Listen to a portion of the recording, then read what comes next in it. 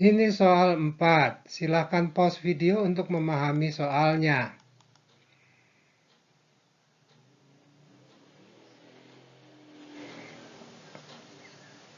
Analisis sementara dari soal. Terlihat bahwa kita memiliki data triwulanan selama 3 tahun, yaitu 2015 sampai dengan 2017. Kemudian soal menyajikan hasil prediksi penjualan dengan model tren linear dan tren eksponensial, serta nilai-nilai MSI dan MAD mereka.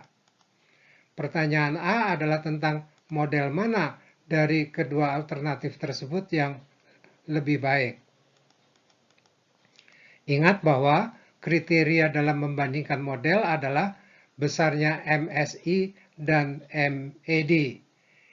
Dari keduanya, terlihat bahwa model eksponensial mempunyai MSI dan MAD yang lebih kecil, sehingga yang lebih baik adalah model eksponensial.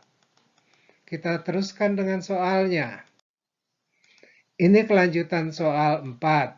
Silakan pause video untuk memahami soalnya. Baik, dilanjutkan. Pertanyaan B adalah kelanjutan dari pertanyaan A, yaitu menggunakan model terbaik tadi untuk membuat peramalan triwulanan dengan menggunakan hasil persamaan tren yang tersaji. Tadi jawabannya adalah untuk model terbaiknya berupa model tren eksponensial. Perhatikan bahwa berdasarkan kalimat pada pertanyaan B dan pertanyaan D, dapat disimpulkan bahwa pertanyaan B hanya menyusun perakiraan berdasarkan tren waktu yang akan dilanjutkan dengan dimasukkannya unsur indeks musiman pada pertanyaan D. Mari kita jawab. Jawaban pertanyaan B. Disajikan dahulu hasil estimasi modelnya.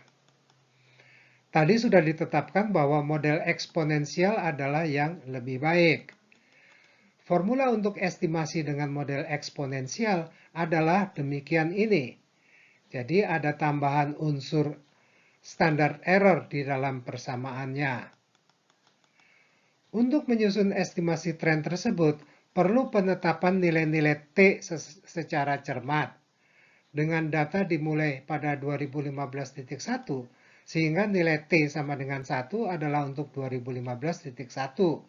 Kemudian T sama dengan 2 adalah untuk 2015.2. Dan seterusnya, sehingga 2018.1 mestinya adalah sebesar 13, yaitu 1 ditambah 3 tahun kali 4 triwulan.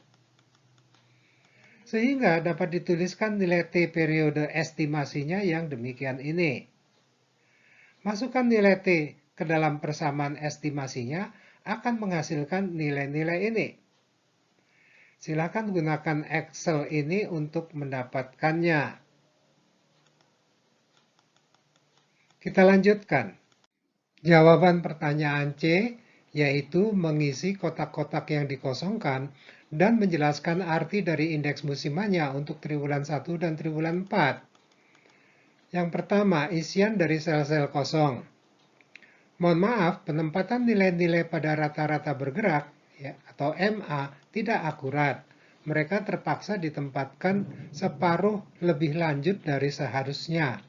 Sebagai contoh, nilai MA4 yang pertama yang sebesar 3,85 seharusnya pada periode 2,5 atau antara periode 2 dan 3, namun terpaksa dituliskan pada periode 3. Dengan logika itu, maka sel MA untuk pertanyaan A yang bertempat di posisi 7 seharusnya adalah untuk posisi 6,5. Dan MA posisi 6,5 adalah rata-rata dari Y5, 6, 7, dan 8.